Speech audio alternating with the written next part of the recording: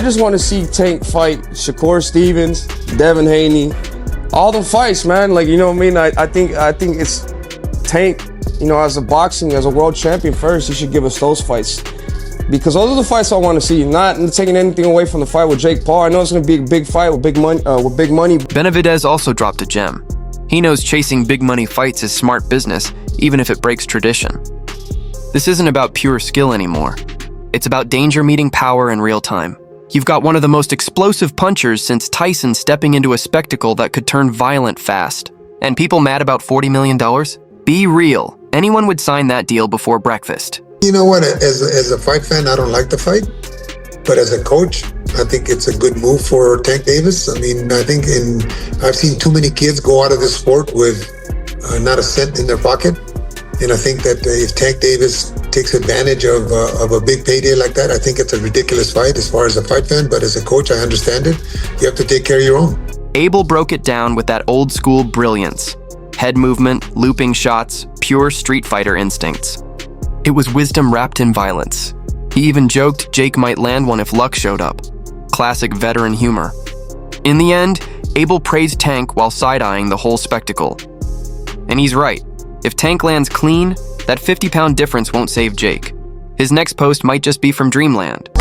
Many years ago, legendary champion Marvin Hagler remarked that it's hard to get up and do road work at 5 a.m. when you're sleeping in silk pajamas. In other words, when you're hungry, when you're chasing something, the grind comes naturally. Good. But once you're comfortable, that fire can fade.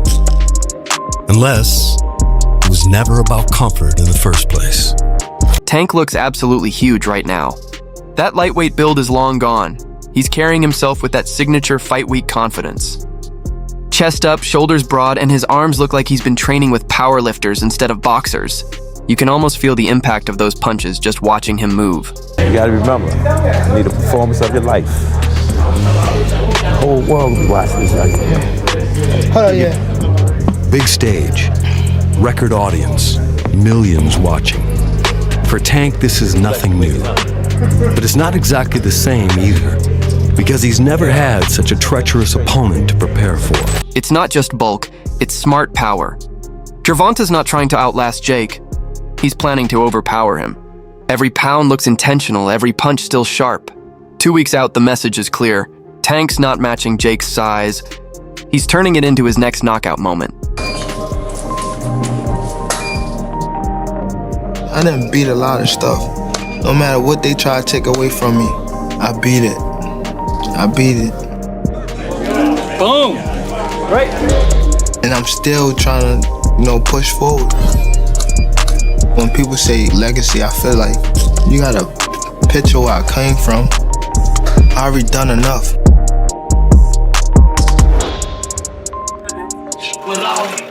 The mega fight, that dance with destiny, is nearly at hand.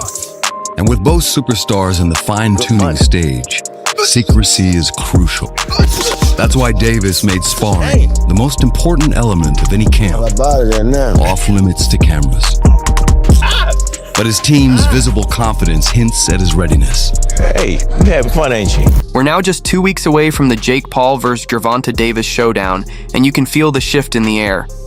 Every new training clip, every rumor from sparring, every image coming out of Tank's camp, it's all building up the hype.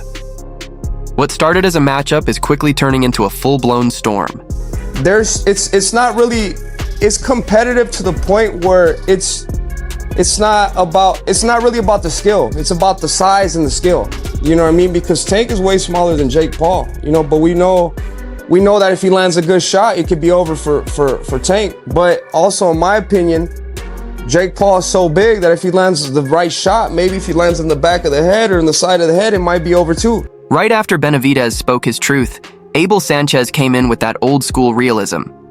He didn't sugarcoat it. As a fan, he's not into the fight, but as a coach, he says, take the money. And he's right. Abel's not preaching legacy. He's talking longevity.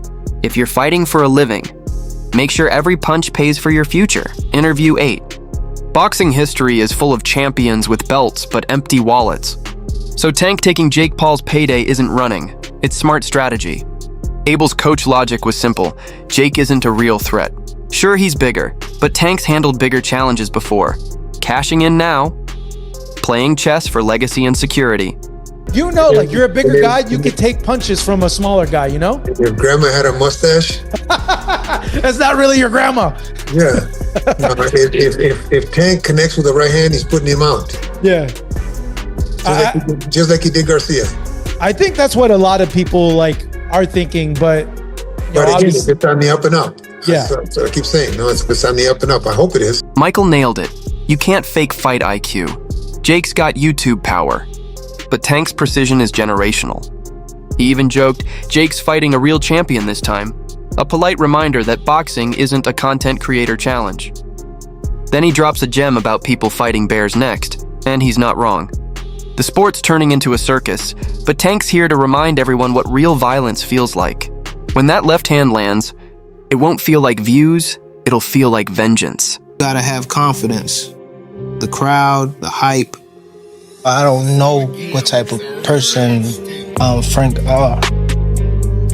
I could tell body language, and I would see it. I would see it if he's nervous or anything like that inside the ring. If it do play a big part, I take advantage of it. People are getting it twisted. Tank's size doesn't mean he's slower. We've seen this before with Terrence Crawford. Everyone said he'd lose speed moving up, yet he came in heavier, sharper, and dominated like it was his true weight. Tank looks ready to follow that same path. In the street, that's who he was fighting. He was fighting bigger guys than him. He was always a smaller guy. So he knows how to fight those big guys. He knows how to duck up underneath and throw those looping shots because that's who he fought in the street. At least that's my opinion anyway. He's always been the little guy, and I'm sure that in the streets he wasn't a choir boy. I'm sure that he had his moments, and everybody was bigger than him. So he knows how to take care of himself. I don't think Jake Paul is a threat to him. Right after Abel's dose of realism, Michael Jai White steps in like the cool philosopher of fight culture. He's eyeing the betting odds. Jake at plus 136, Tank at 175, and calmly says, yeah, Tank's the guy. No shock, no hype, just facts. Because really, this isn't size versus skill anymore. It's TikTok strength up against world-class timing. But the fact that Gervonta, I believe he spars people that are much heavier than him. And that upper. Well, who do you got? I would have to bet on Gervonta because for all the little things, all that, and the fact that he's not old. Yeah. I think he makes up for the weight situation. I don't know if a guy that size is going to be fast enough to catch Gervonta clean. True. Yeah. But Gervonta might catch him. Oh, he is going to catch him. Just when Michael Jai White's take seemed like the wildest moment of the week, boxing went full Hollywood. Floyd Mayweather versus Manny Pacquiao 2. Like, really? A 2026 rematch, probably streaming on Netflix. Floyd's nearing 50, Manny's retired more times than Tom Brady, and yet here we go again. It's crazy, but iconic. The sport needed a spark, and who better to deliver it than two legends who built an era? Nostalgia, money, and a ready-made storyline? Netflix couldn't script it better. There's the announcement, apparently in serious talks, sometime in 2026 on Netflix, Mayweather Pacquiao 2. And what Cobb said there, I agree with a lot of it. Number one, I agree that this, regardless of the skill level, regardless of the time out of the ring, regardless of all of that, this would still be a very sought after. This fight isn't really about who wins. It's about who still belongs under the lights after all these years. And let's be honest, we're all watching. It's nostalgia mixed with legacy and $1 billion production budget. Sure, they're older now, but you'd still tune in just to see who ages better, the businessman or the senator.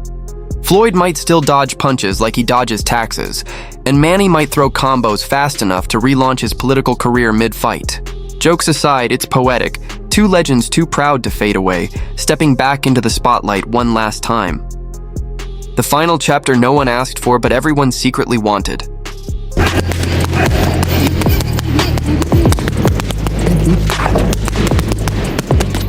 I don't want to lose. I hate losing. I know Tank hate losing. Lamont damn sure don't want to lose, so it's going to make for a good fight, man. Just as everyone's hyped about Tank's monster training camp, David Benavidez steps in with that calm, heavyweight wisdom. He says he's happy Tank's getting paid, but wants to see him face real threats like Shakur and Haney. And he's right. Fans have been craving those true legacy fights. The kind that feel like long-awaited final chapters. If it wasn't Gervonta Davis, it was somebody else in that weight category. It'd be ridiculous. Yeah, it'd be ridiculous. But Gervonta, I mean, his technique-wise and heart-wise, that makes it interesting. Again, kudos goes to Jake Paul because it kind of worked its way up, even though the guy is so much smaller. So yeah, it's official. Serious talks are happening for Mayweather vs. Pacquiao 2 on Netflix in 2026. And honestly, I agree with what was said. No matter how long they've been out of the ring or how much their skills have faded, this fight would still draw massive attention.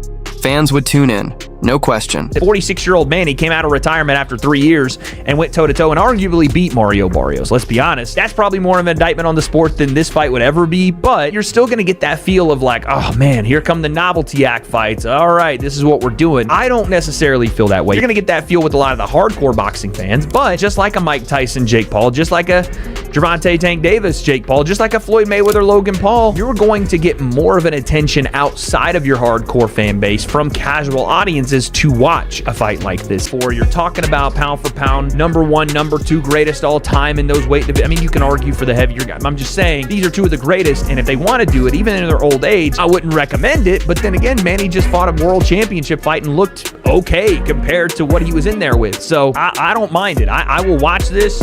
I will break it down. I will